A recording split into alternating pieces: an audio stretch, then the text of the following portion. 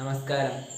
ഇന്ന് ഞാൻ പറയാൻ പോകുന്നത് നമുക്കറിയാലോ, നമ്മുടെ ഈയിടെയായിട്ട് നമ്മൾ ശ്രദ്ധിക്കുന്ന ഒരു കാര്യം, അതായത് നീറ്റ് പുനഃപരീക്ഷ നടത്തുകയും അത് നമ്മുടെ ഇപ്പോഴത്തെ ടെക്നോളജി ആയിട്ട് എന്താണ് ബന്ധം എന്ന് നമുക്ക് നോക്കാം. അപ്പോൾ ഈ ജൂൺ 21-ന് നീറ്റ് പുനഃപരീക്ഷ നടക്കുകയാണ്. അപ്പോൾ എന്താണ് കാരണം എന്ന് ഞാൻ പറയുകയാണെങ്കിൽ, നമുക്കറിയാം പല പ്ലാറ്റ്ഫോമിലൂടെയും ഈ ചോദ്യ പേപ്പറും ഈ ഉത്തരക്കടലാസും ഒക്കെ വ്യാപകമായി പടർന്നതിൻ്റെ ഇതായിട്ടാണ് ഈ നീറ്റ് പുനഃപരീക്ഷ നടത്തുന്നത്. അപ്പോൾ നമ്മുടെ ഈ നീറ്റിൻ്റെ ചോദ്യ പേപ്പർ പുറത്തായതിനെ ചൊല്ലിയാണ് പുനഃപരീക്ഷ നടത്തുന്നത്. അപ്പോൾ ഇതിൻ്റെ പ്രധാന പ്ലാറ്റ്ഫോം എന്ന് പറയുന്നത് ടെലിഗ്രാം ആണ്. അപ്പോൾ എന്തുകൊണ്ടാണ് ടെലിഗ്രാം അപ്പോൾ ഞാൻ ഇന്നോട് പറയാൻ പോകുന്ന കാര്യം എന്താണെന്ന് വെച്ചാൽ, നമ്മുടെ ഗവൺമെൻറ് ടെലിഗ്രാം ജൂൺ 22 വരെ പൂർണ്ണമായി നിരോധിച്ചിരിക്കുന്നു എന്നുള്ള വാർത്തയാണ് ഞാനിവിടെ പറയാൻ പോകുന്നത്. അത് പ്ലേ സ്റ്റോറിലും മറ്റുള്ള സ്ഥലങ്ങളിലും ഒന്നും തന്നെ നമുക്ക് ലഭിക്കുകയില്ല. അപ്പോൾ ആ ഒരു കാര്യം എന്താണ് ചെയ്തതെന്നൊക്കെ നോക്കുകയാണെങ്കിൽ, എന്തുകൊണ്ടാണ് ഈ ടെലിഗ്രാം തന്നെ തിരഞ്ഞെടുക്കാൻ കാരണം എന്ന് നോക്കുകയാണെങ്കിൽ, നമുക്കറിയാം ഈ ടെലിഗ്രാമിൽ തന്നെ പല വലിയ വലിയ ഗ്രൂപ്പുകളൊക്കെ ഉണ്ടാക്കാൻ സാധിക്കും. പിന്നെ അതുപോലെ തന്നെ കുറേ കുട്ടികൾക്കൊക്കെ ഈ ഉത്തരക്കടലാസും അതുപോലെയുള്ള ചോദ്യ പേപ്പറും അവയൊക്കെ വലിയ പൈസയ്ക്ക് വിൽക്കുകയും ചെയ്യും. അങ്ങനെ തന്നെ കുറേ ഫേക്ക് ക്വസ്റ്റ്യൻ പേപ്പറും അതൊക്കെ വിൽക്കുകയും കുറേ കുട്ടികളുടെ പൈസ പോവുകയും ചെയ്യും. അപ്പോൾ അതൊക്കെ കണ്ടുകൊണ്ടാണ് നമ്മുടെ ഗവൺമെൻറ് നമ്മുടെ ടെലിഗ്രാം ഈ ജൂൺ 22 വരെ, അതായത് നിശ്ചിത കാലത്തേക്ക് നിർത്തിവെക്കുകയുണ്ടായത്. അപ്പോൾ ടെലിഗ്രാം എന്താണ് നമ്മൾ നോക്കുകയാണെങ്കിൽ, കുറേ പേർ പറയും ടെലിഗ്രാം ഡാർക്ക് വെബ് ആണെന്നൊക്കെ. കാരണം എന്തും അയക്കാം, അവിടെ എന്താണ് നടക്കുന്നത് എന്നും നമുക്കറിയാൻ സാധിക്കത്തില്ല എന്നുള്ളത്. പക്ഷെ ചുരുക്കം പറഞ്ഞാൽ അത് ഒരു സാധാരണ സോഷ്യൽ മീഡിയ പ്ലാറ്റ്ഫോം പോലെ ഉള്ളൊരു ആപ്പ് തന്നെയാണ്. അവിടെ നമുക്ക് മെസ്സേജ് അയക്കാം, വലിയ വലിയ ഫയൽസ് സെൻഡ് ചെയ്യാം, അങ്ങനെയുള്ള കാര്യങ്ങളൊക്കെ നമുക്ക് അതുകൊണ്ട് നടക്കുന്നു. അതായത് വാട്സപ്പിലൊക്കെ വലിയ വലിയ ഫയൽസ് നമുക്ക് സെൻഡ് ചെയ്യാൻ സാധിക്കത്തില്ല. അപ്പോൾ ആ ഒരു സ്ഥലത്തിന് പകരമായിട്ടാണ് നമ്മൾ ഈ ടെലിഗ്രാം പ്ലാറ്റ്ഫോം ഉപയോഗിക്കുന്നത്. അതായത് വലിയ വലിയ ഫയൽസൊക്കെ നമുക്ക് സെൻഡ് ചെയ്യാൻ വേണ്ടി.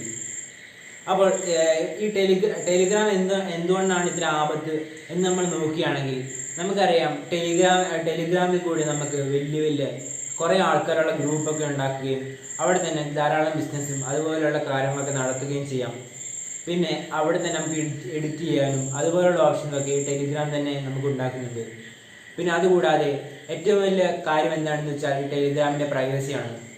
അപ്പോൾ ഒരു കാരണവശാലും ഒരു കാര്യം പുറത്തു പോകില്ല എന്നുള്ളതാണ് ഈ ടെലിഗ്രാമിൻ്റെ സവിശേഷത. അതുകൊണ്ടാണ് ഈ കുറ്റവാളികളെല്ലാവരും ഇവരുടെ പ്ലാറ്റ്ഫോമായ ടെലിഗ്രാം ഉപയോഗിക്കുന്നത്. അപ്പോൾ അവിടെ വന്നൊരു ചോദ്യം എന്താണെന്ന് വെച്ചാൽ, ഈ കുറച്ച് പേർക്ക് വേണ്ടി ഇത്രയും കോടി പേര് ഉപയോഗിക്കുന്ന പ്ലാറ്റ്ഫോം മൊത്തത്തോടെ നിർത്തിക്കൊണ്ട് കാര്യമുണ്ടോ എന്ന് തന്നെയാണ്. അപ്പോൾ ടെലിഗ്രാം കഴിഞ്ഞ ദിവസം നമ്മുടെ ഡൽഹി ഹൈക്കോടതിയിൽ എത്തുകയുണ്ടായി ഈ ഒരു പരാമർശത്തിൽ. എന്താണെന്ന് വെച്ചാൽ, കുറച്ച് പേർക്ക് വേണ്ടി ഈ ഒരു പ്ലാറ്റ്ഫോം മൊത്തത്തിൽ നിരോധിക്കേണ്ട ആവശ്യകത എന്താണെന്ന് ചോദിച്ചുകൊണ്ട്. അപ്പോൾ അത് സത്യം തന്നെയല്ലേ എന്ന് വെച്ചാൽ, ഈ കുറച്ച് പേർ ഈ കാണിക്കുന്ന ഈ പ്രശ്നങ്ങൾക്ക് കോടികൾ എന്ന് വെച്ചാൽ കുറേ കോടി പേരൊക്കെ ഉപയോഗിക്കുന്ന ഈ ഒരു പ്ലാറ്റ്ഫോം നിർത്തിക്കഴിഞ്ഞാൽ അതിൻ്റെ ഉദ്ദേശം എന്താണ്? അവർ ഇവർ കാണിക്കുന്നത് വേറൊരു പ്ലാറ്റ്ഫോമിൽ കാണിക്കും എന്നുള്ളതല്ലാതെ വേറെ എന്താണ് ചെയ്യുക? അപ്പോൾ അവിടെ എന്താണ് ശരിക്കും പ്രശ്നം എന്ന് നമ്മൾ നോക്കുകയാണെങ്കിൽ പറയാൻ സാധിക്കും. നമുക്കറിയാം എവിടുന്നാണ് ഈ ചോദ്യപേപ്പർ ചോർന്നു പോകുന്നത്. ഉറപ്പായിട്ടും അത് ടെലിഗ്രാമിൽ കൂടെയാണോ? അല്ലല്ലോ, ഒരിക്കലുമല്ല. കാരണം നീറ്റ് പരീക്ഷ പേപ്പർ ഉണ്ടാക്കിയ സ്ഥലത്ത് നിന്ന് തന്നെയാണ് ഇത് ചോർന്നു പോകുന്നത്. അപ്പോൾ ആ ഒരു കേന്ദ്രം പൂർണ്ണമായി തിരഞ്ഞു നോക്കാതെ ഈ ടെലിഗ്രാം അതുപോലെയുള്ള പ്ലാറ്റ്ഫോമുകളെ നിരോധിച്ചുകൊണ്ടുള്ള കാര്യം എന്താണ്? അപ്പോൾ എന്തായാലും ചോർത്തേണ്ടവർ ചോർത്തുകയും വേറെ പ്ലാറ്റ്ഫോമിൽ കൂടെയൊക്കെ അവർ ക്വസ്റ്റ്യൻ പേപ്പറും ആൻസർ ഷീറ്റൊക്കെ കുട്ടികളിലേക്ക് എത്തിക്കേണ്ടവരിലേക്ക് എത്തിക്കുകയും ചെയ്യും. അപ്പോൾ ഇവിടെ പ്ലാറ്റ്ഫോം അല്ലല്ലോ പ്രശ്നം. ആദ്യം ഈ ചോർത്തുന്നവരെയാണ് അല്ലേ നമ്മൾ കണ്ടുപിടിക്കേണ്ടത്. അപ്പോൾ അതൊരു വലിയ ചോദ്യചിഹ്നമായി തന്നെ നിൽക്കുകയാണ്. പിന്നീട് ഇത് സാധാരണ കുട്ടികളെ എങ്ങനെ അഫക്റ്റ് ചെയ്യുമെന്ന് നോക്കുകയാണെങ്കിൽ, നമുക്കറിയാം ഇന്ന് ധാരാളം കുട്ടികളും ടീച്ചേഴ്സും എല്ലാം ടെലിഗ്രാം ഉപയോഗിക്കുന്നുണ്ട്.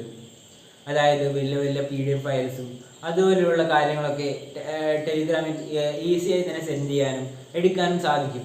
അതാണ് ടെലിഗ്രാമിൻ്റെ സവിശേഷത.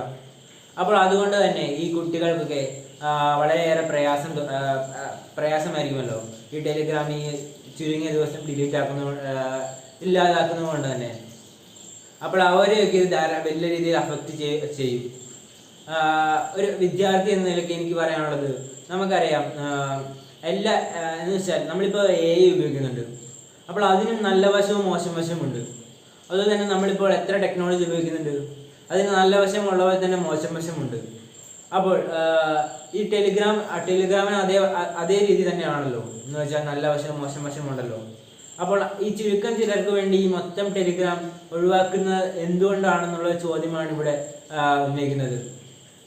അപ്പോൾ പിന്നെ ഇപ്പോഴത്തെ ചോദ്യം നമ്മൾ എന്താണ് ചെയ്യണമെന്ന് വെച്ചാൽ, നമുക്കറിയാം നമ്മുടെ സാങ്കേതിക വിദ്യയും അതുപോലെ തന്നെ സൈബർ സെക്യൂരിറ്റി ഫീൽഡൊക്കെ നമ്മൾ കുറച്ചും കൂടി മെച്ചപ്പെടുത്തണം എന്നുള്ളതും, പിന്നെ AI അസിസ്റ്റൻസ്, അതായത് AI ഏജൻസ് ഈ സൈബർ ഇടങ്ങളിൽ കൂടുതൽ ശക്തിപ്പെടണമെന്നും, എന്ന് വെച്ചാൽ ഈ ചോദ്യ പേപ്പറൊക്കെ AI തന്നെ മനസ്സിലാക്കുകയും അവ എത്തിക്കേണ്ടവരിലേക്ക് എത്തിക്കുകയും ചെയ്യുന്ന ഒരു സാങ്കേതിക വിദ്യ കൊണ്ടുവരണമെന്നും, അതുപോലെ തന്നെ ഈ സ്ഥലങ്ങളൊക്കെ പൂർണ്ണമായും കുറച്ചൊക്കെ നിരീക്ഷിക്കണമെന്നും ഉള്ളതല്ലാതെ വേറെ കാര്യം നമുക്ക് ചെയ്യാനുള്ള സാധിക്കത്തില്ല.